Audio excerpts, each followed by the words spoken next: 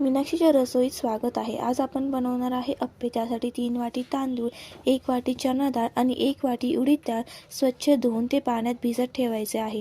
त्यानंतर 6 तास ते भिजत ठेवायचं आहे. त्यानंतर ते सगळं मिक्सरमध्ये वाटून घ्यायचं आहे आणि ते आपण बनवलेलं जे पीठ आहे ते आपल्याला ओव्हरनाईट फर्मंट होण्यासाठी ठेवायचे आहे. दुसऱ्या दिवशी चटणी बनवण्यासाठी आपल्याला खोबरं, लसूण, मिरच्या हे सगळं एकदम मिक्सरमध्ये बारीक करून त्यात शेंगदाणे, साखर, चवीपुरतं मीठ आणि कोथिंबीर घालून ते सगळं वाटून घ्यायचं आहे. तिची एक सुंदर चटणी तयार झालेली आहे.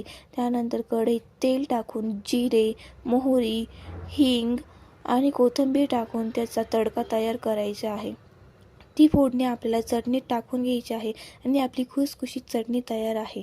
नक्की ट्राय करा. दुसऱ्या दिवशी फर्मंट झालेलं पीठ आपलं त्यात मिरची टाकून, हळद, मीठ आणि थोडासा इनो टाकून ते सगळं मिक्स करून घ्यायचे आहे. अप्पे पात्रात तेल टाकून त्यात आपलं बनवलेलं बॅटर टाकून घ्यायचं आहे आणि 3 ते 4 मिनटं 3 ते 4 मिनटं झाकून ठेवायचे आहे आणि आपले अप्पे गोल्डन ब्राऊन होईस्तोवर ते भाजून घ्यायचे आहे.